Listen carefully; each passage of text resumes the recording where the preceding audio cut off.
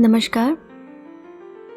एक छोटा सा अनुरोध है, अगर कहानियाँ आप लोगों को अच्छी लग रही हों तो वीडियो को लाइक ज़रूर कर दें और आपके कोई भी सुझाव हों तो हमें कमेंट बॉक्स में बताना ना भूलें। तो आइए मालती जोशी जी की कहानियों की श्रृंखला में एक और नई कहानी सुनते हैं। कहानी का शीर्षक है आश्वस्ति। मुश्किल से 2 लोटे पानी शरीर पर डाल पाई होगी कि बाहर से मुन्ना ने आवाज दी, अम्मा मैं निकल रहा हूँ। वे तो एकदम हकबका गई। तो क्या उसके निकलने का समय हो गया और उन्हें किसी ने बताया भी नहीं? आ रही हूं बेटे। उन्होंने भीतर से आवाज दी और किसी तरह 4 बूंद पानी शरीर पर छिटक कर उठ खड़ी हुई। कितना भी चाहो इस उम्र में हाथ पांव जल्दी जल्दी चलते भी तो नहीं। हड़बड़ाहट में साबुनदानी हाथ से छिटक दूर जा गिरी। तौलिया बाल्टी में जा पड़ा। किसी तरह कपड़े फंसाकर बाहर निकली तो याद आया कि चश्मा तो बाथरूम की खिड़की में ही छूट गया है। उसे लेने दोबारा जाना पड़ा। लौटी तो बुरी तरह हाफ रही थी। अपनी धड़कनों की आवाज जब कुछ सामान्य हुई तो उन्हें एहसास हुआ कि घर में एकदम सन्नाटा है। सुबह से तो एकदम हड़बोंग मची हुई थी। जगदीश, उन्होंने रसोइये को आवाज दी, सब लोग कहाँ चले गए? हवाई अड्डे गए हैं ना जी। सुनकर वे तो स्तब्ध रह गईं। क्या 5 मिनट रुक नहीं सकते थे? नहाने ही तो गई थी, कोई समाधि में तो नहीं बैठी थी। ऐसा भी नहीं है कि नई नवेलियों की तरह घंटों उबटन मलती हूँ। बस गई और आई, पर किसी से उतना सब्र भी नहीं हुआ। उन्हें तो रोना आ गया। सुबह से पीछे पड़ी थीं कि नहाने को पानी दे दो, पर किसी ने सुना ही नहीं। संस्कार कह लो कि वहम कह लो, पर वे चाहती हैं कि अगर कोई यात्रा पर जा रहा हो तो घर भर को उससे पहले नहा लेना चाहिए। यूं तो घर भर नहा भी रहा था, बस एक उन्हीं के लिए कभी बाथरूम खाली नहीं था, कभी पानी गर्म नहीं था। अपना जमाना होता तो क्या वे इतनी देर तक हाथ पर हाथ धरे बैठी रहती, पर यहाँ उनका बस नहीं चलता। पानी जो है बिजली से गर्म होता है और बहू रानी ने ताकीद कर रखी है कि अम्मा जी आप मत छूना, जब भी जरूरत हो किसी से कह दिया कीजिए। कल को कुछ उल्टा सीधा हो गया तो हम कहीं मुंह दिखाने के काबिल नहीं रहेंगे। वैसे उसका कहना ठीक भी है, बिजली क्या किसी का लिहाज करती है, इसलिए तो नौकरों की चिरौरी करनी पड़ती है। आज भी जगदीश से सुबह से कह रखा था, पर भले आदमी ने पानी तब दिया जब मुन्ना बाबू बिल्कुल चलने को तैयार खड़े थे। मुन्ना बाबू को भी चलने की ऐसी उतावली मची थी कि अम्मा के लिए 2 मिनट रुक भी न सके। दुख और हताशा से उनका मन भारी हो गया। पूजा करने की इच्छा ही नहीं हुई। ठाकुर जी को नहलाने के लिए तांबे की थाली में निकाल तो लिया, पर फिर संज्ञा शून्य हो बैठी रही। किसके लिए है ये पूजा पाठ? किसके लिए है ये जप तप व्रत उपवास? अपना कौन है जिसके लिए भगवान के आगे हाथ जोड़े नाक रगड़े? सब बेकार है। पर दूसरे ही क्षण उनका मन उन्हें धिक्कार उठा। यह भी कोई बात हुई? उनके कलेजे का टुकड़ा, उनकी आंखों का तारा 7 समंदर पार जा रहा है, तो क्या उसकी सलामती की दुआ नहीं मांगेंगी? उसकी सकुशल वापसी नहीं चाहेंगी? आजकल कैसी कैसी तो खबरें आ रही हैं, सुनते ही दिल दहल उठता है। ऐसे में एक ईश्वर का ही तो सहारा है, और वे हैं कि उन्हीं से रार ठाने बैठी हैं। मुन्ना नहीं रुका तो उसकी भी कोई मजबूरी होगी। कोई बस थोड़ी ही है जो 5-10 मिनट रुकवा लो। हवाई जहाज का मामला है, वहां तो समय से पहुंचना ही पड़ता है। वैसे बेचारा माँ की कितनी कद्र करता है, कितनी पूछ परख करता है। बिना मिले दफ्तर भी नहीं जाता। रोज रात को सोने से पहले 5-10 मिनट पास आकर बैठेगा, कुछ पढ़कर सुनाएगा, सिर दबा देगा या पैरों पर बाम मल देगा। कल रात तो कितनी देर तक बैठा रहा, पूरे महीने भर की गोलियां ले आया था। रात वाली और दिन वाली गोलियां अलग अलग करके अलग अलग शीशियों में डाल दी। उन पर निशान लगाकर देर तक उन्हें समझाता रहा। फिर चलते हुए बोला, अम्मा तुम्हें मेरी कसम है, मैं जब तक बाहर रहूंगा तुम बीमार नहीं पड़ोगी। ऐसे गुड़ी बेटे से क्या नाराज हुआ जाता है? ऐसा बेटा क्या हर किसी को नसीब होता है? वो तो ठाकुर जी की कृपा रही कि उनकी कोख से ऐसा हीरा पैदा हुआ। अपने को किसी तरह प्रकृतिस्थ करके उन्होंने पूजा में मन लगाया। रोज की आदत थी, सोवे यंत्रवत सारी विधियां करती चली गईं। पर माला जपते समय उनका मन फिर भटक गया। पता नहीं कितना पुराना इतिहास याद आने लगा। कुल जमा 3 साल का तो था जब उसके बाबूजी चल बसे थे। तब से कलेजे से लगाकर पाला है। कैसे कैसे जतन किए, कितने कष्ट सहे, इसका कोई हिसाब है। हर माँ अपने बेटे के लिए ऊंचे सपने देखती है। उन्होंने भी देखे थे, पर सबके सपने पूरे कहाँ होते हैं। यह कमाल तो उनके बेटे ने कर दिखाया है। माँ की तपस्या सार्थक कर दी। पढ़ाई में हमेशा अव्वल रहा। नौकरी मिली तो इतनी शानदार कि नौकरों की पलटन आगे पीछे घूमती है। गाड़ी बंगला सब कुछ तो है। बहू भी सुंदर है, पढ़ी लिखी है, बस जरा नकचढ़ी है। अब पति के साथ बंबई गई है तो हुलास के मारे सास को प्रणाम करने तक की याद नहीं रही। वैसे उसका भी दोष नहीं है, उसे वैसे संस्कार मिले ही नहीं हैं। माँ को देख लो तो सब समझ में आ जाता है। ठाकुर जी ने एक सुख छीन लिया, पर उसके बदले में भर भर कर दिया भी है। उन्होंने मन ही मन हाथ जोड़कर उनका धन्यवाद कर दिया। तभी गाड़ियों की आवाज से उनकी विचार श्रृंखला टूटी। लोग बाग शायद लौट आए थे। बहू की माँ और भाई धड़धड़ाते हुए पूजा घर तक चले आए। फिर पता नहीं क्या सोचकर भाई बाहर खड़ा रह गया। माँ जूते उतार कर अंदर आ गई। लीजिए बहन जी, आपके बहू बेटे को हवाई जहाज पर चढ़ा आए हम लोग। अच्छा किया, उन्होंने सूखे स्वर में कहा। आप तैयार नहीं थी, नहीं तो आपको भी ले चलते। उनका मन भक्क से जल उठा। उन्हें ले जाने वाली ये कौन होती है? वे तैयार नहीं थी, ये अलग बात है। उस किस्से को इनके सामने दोहराकर अपनी बेचारगी जाहिर नहीं करेंगी, पर तैयार भी होती तो क्या चली जाती? कभी नहीं। मुन्ना ने एक बार भी तो उनसे नहीं कहा।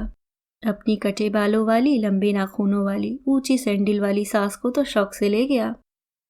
गिटपिट अंग्रेजी जो बोलती है। अपनी सिलबिल सी अम्मा को कहाँ ले जाएगा? शर्म नहीं आएगी?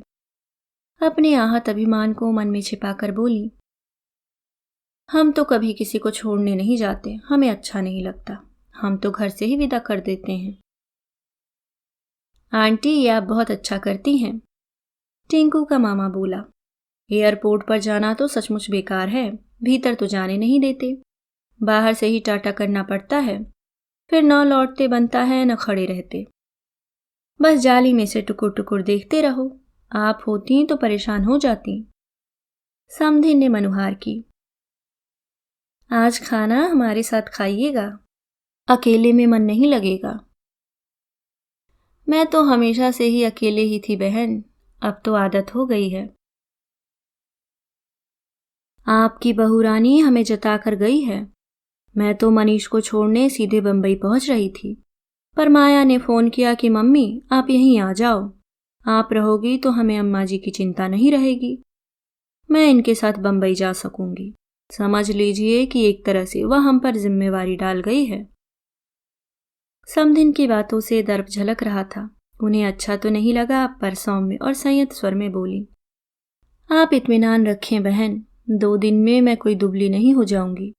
आपकी बेटी को शिकायत का मौका नहीं मिलेगा। इसके बाद समधिन क्या कहती, चुपचाप उठकर चली गई। बाद में लगा कि वे सचमुच ठीक कह रही थीं। खाने को जरा भी इच्छा नहीं हो रही थी। नियत समय पर आसन चौकी बिछाकर जगदीश उनकी थाली लगा गया, पर वे निश्चल बैठी रहीं। जब वह दोबारा फुल्का लेकर आया तो हैरान होकर बोला, ये क्या माँ जी, आपने तो अभी तक थाली छुई भी नहीं। तबीयत तो ठीक है ना? तबीयत तो ठीक है बेटा, पर पता नहीं क्यों भूख ही मर गई है। मन बड़ा खराब हो रहा है। क्यों माँ जी? तुम्हारे साहब मुझसे बिना मिले कभी दफ्तर भी नहीं गए, और आज परदेश जाते समय उन्हें अपनी अम्मा से मिलने तक का होश नहीं रहा। आवेग के कारण उनका गला ही रुध गया। जगदीश ने चौकन्नी नजर से इधर उधर देखा, फिर फुसफुसाकर बोला, हम तो नौकर आदमी हैं हुजूर, कुछ कहते अच्छे भी नहीं लगते, पर अब क्या बताएं। साहब तो बड़ी देर तक आपके कमरे में इंतजार करते रहे, पर माँ बेटी ने ऐसी चिल्लपो मचाई कि क्या बताएं। बोली, क्या एक दिन नहाना धोना देर से नहीं हो सकता? आदमी को समय देखकर चलना चाहिए। बस अपनी पड़ी रहती है, दूसरों की तो कुछ परवाह ही नहीं है। साहब को यह सब शायद अच्छा नहीं लगा, चुपचाप जाकर गाड़ी में बैठ गए। इस आख्यान के बाद तो सामने रखा खाना जहर लगने लगा, पर सोचा कि नहीं खाएंगी तो ये प्राणी दुखी भी होगा और डांट भी खाएगा। अन्य देवता का अपमान होगा सो अलग, इसलिए पहली परस खाकर उठ गईं। पूरा दिन उन्होंने कमरे में ही गुजार दिया। बहू का भाई कोई फिल्म ले आया था। सारा घर उसी शोर में डूबा रहा। पूरा अमला उसी को देखने में मगन था। उन्हें चाय भी 6 बजे के बाद नसीब हुई, पर उन्होंने कोई शिकायत नहीं की। शाम को थोड़ा लॉन में टहल ली, संजा बाती की और फिर कमरे में आ गईं। रात का खाना उन्होंने करसे से छोड़ रखा है। फल फूल लेती हैं, आज उसके लिए भी मना कर दिया। समधिन ने 2-1 बार संवाद साधने की कोशिश की, पर दोनों की दुनिया इतनी अलग है कि पटरी बैठना मुश्किल था। 10 बजे माला लेकर वे बिस्तर पर आ गईं। यह उनका रोज का नियम है। नींद को मनाने से तो अच्छा है राम का नाम ले लिया जाए। थक कर मन अपने आप निढाल हो जाता है। वे नाम स्मरण में तल्लीन थी कि जगदीश आकर फोन पकड़ा गया। साहब बात करेंगे? ये फोन आजकल अच्छा चल गया है, कहीं भी पकड़ा दो। कांपते हाथों से उन्होंने कानों पर लगाया।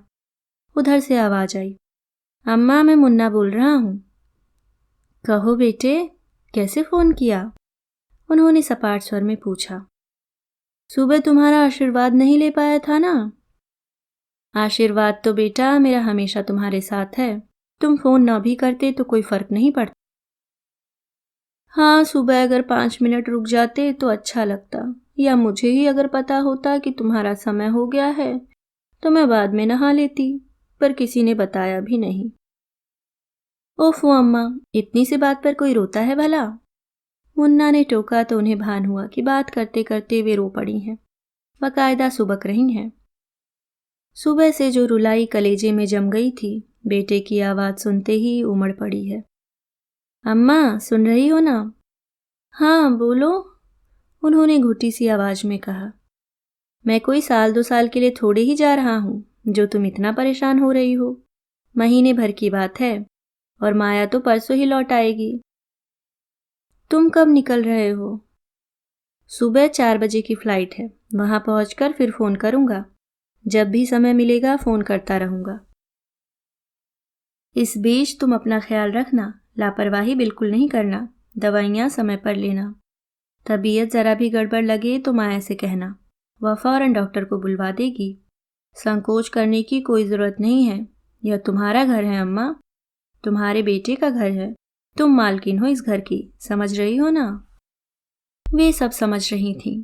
यह भी जान गई थीं कि बहू आसपास नहीं है, तभी तो इतना खुलकर बोल रहा है। उन्हें अच्छा लगा, मन एकदम हल्का हो गया। अच्छा हुआ जो जाने से पहले उससे बात हो गई, नहीं तो यह कसक महीने भर तक मन में लिए लिए वे तो पागल हो जाती। मुन्ना के शब्द कान में गूंज रहे थे, अम्मा ये तुम्हारा घर है, तुम मालकिन हो इस घर की। वे शाम से उठकर बाहर आईं। माँ बेटा टीवी से चिपके हुए थे। आप लोगों ने भोजन कर लिया? कब से? मैंने सोचा पता तो कर लूं, बहुरानी घर में नहीं है तो यह मेरा ही फर्ज बनता है ना। तभी जगदीश दूध के 2 गिलास लेकर कमरे में दाखिल हुआ। गिलास थामकर दोनों ने संकोच से उनकी ओर देखा। समधिन बोली, जगदीश अम्मा जी पीती हो तो उनके लिए भी 1 गिलास बना दो। इससे पहले कि जगदीश उनसे पूछता, उन्होंने समधिन की आंखों में गहरे झांकते हुए कहा, आप परेशान न हो बहन, ये मेरा घर है। जिस चीज की जरूरत होगी मैं खुद मांग लूंगी, आप इत्मीनान रखें। और बड़े सधे हुए कदमों से अपने कमरे की ओर लौट गईं।